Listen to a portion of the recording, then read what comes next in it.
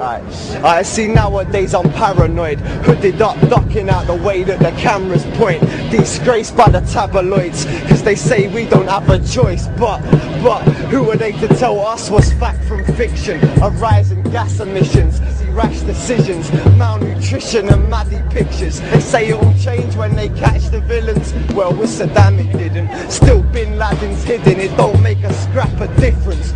The UN still dictate to the Palestinians. Tanks are driven and relieved of their ammunition. Bombs ain't bad for business. 17 years and now half of Iraq is missing. Do not be surprised by bombs in the pipeline. Watch when the time's right. You're gone bye-byes. Welcome to the zeitgeist. Modern day Einsteins. All seeing eye signs. Stay within the guidelines. The ID card ain't far from the microchips they plan to implant inside your wrist. And what really are alliances of dominant nations? They're calling the council on foreign relations. Get used to the fact they got troops in Iraq, and they're gonna be there till they removed all the gas. The larger degrees have commander-in-chiefs and private militaries that are armed to the teeth. Men in white coats that shoot particle beams, annihilate any single target they please.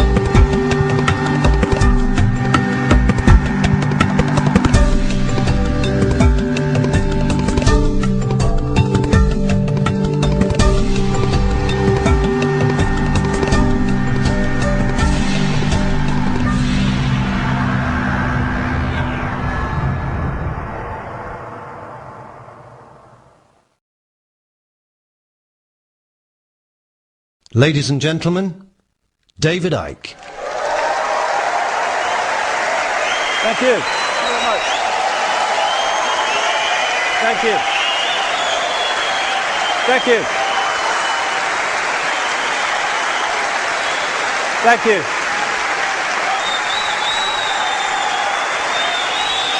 Thank you very much.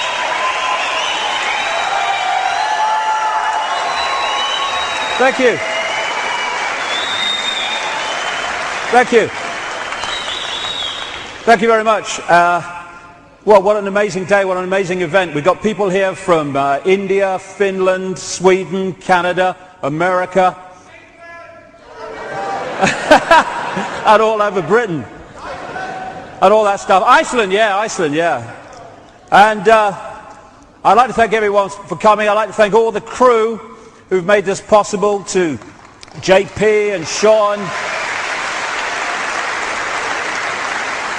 Thank you, and to Dave Elliott and all the crew that have made this possible. And also to Bill.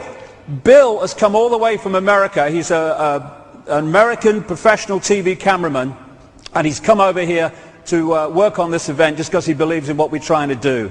So thanks for Bill for coming. Thank you. And also in the audience, somewhere out there, because it all looks black to me, is a lady called Yeva. Are you there, Yave? There, she's over there. Yeva used to travel with me back in the days when I used to arrive in an event. I'd put the chairs out. Yave would sit to take the tickets from people.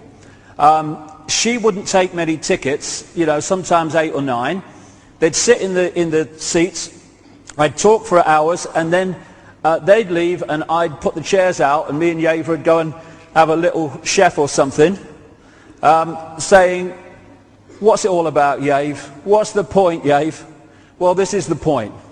Because if you keep going and keep passionately moving forward for what you believe in, the tide or the sea does tend to open. It's when you think, oh no, big problem, feel sorry for myself, I'm out of here. And on that very subject, before I start, 37 years ago this month, I met a lady called Linda, who has been my rock ever since, right to this day. She's the one that organized this event. And I stand on the stage and do the words, but she makes it possible by working her socks off day after day, week after week. And I'd just like to take this opportunity to acknowledge the fantastic work that she's done and the contribution she's made to my life, never mind to the work that we're trying to do. So thank you to Linda.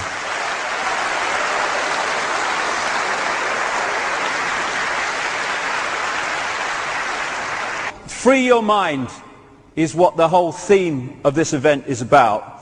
And, well, free our minds, because it includes mine as well.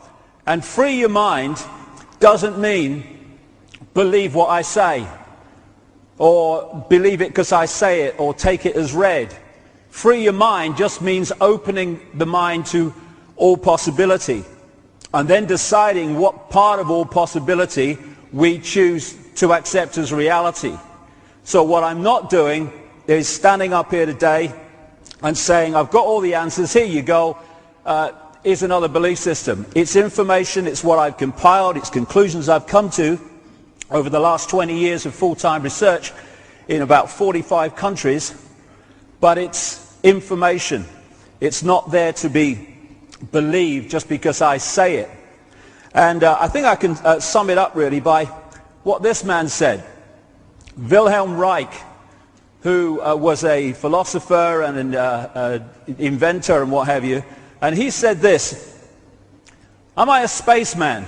Do I belong to a new race on Earth bred by men from outer space in embraces with Earth women? I request my right and privilege to have such thoughts and ask such questions without being threatened to be jailed by any administrative agency of society. In the face of a rigid, doctrinaire, self-appointed, ready-to-kill hierarchy of scientific censorship, it appears foolish to publish such thoughts. Anyone malignant enough could do anything with them." And they did. Still, the right to be wrong has to be maintained. We should not fear to enter a forest because there are wildcats around in the trees. We should not yield our right to well-controlled speculation. It is certain questions entailed in such speculation which administrators of established knowledge fear. But in entering the cosmic age, we should certainly insist on the right to ask new, even silly questions, or apparently so, without being molested. 20 years ago, nearly, I decided I was going to take that right. And I'm going to continue to exercise that right to the day I leave this reality. Because if we don't defend or express our right to go into these areas that are beyond the norm, then we put ourselves in the prisons, the mind prisons, and therefore the physical prisons that those norms impose upon us.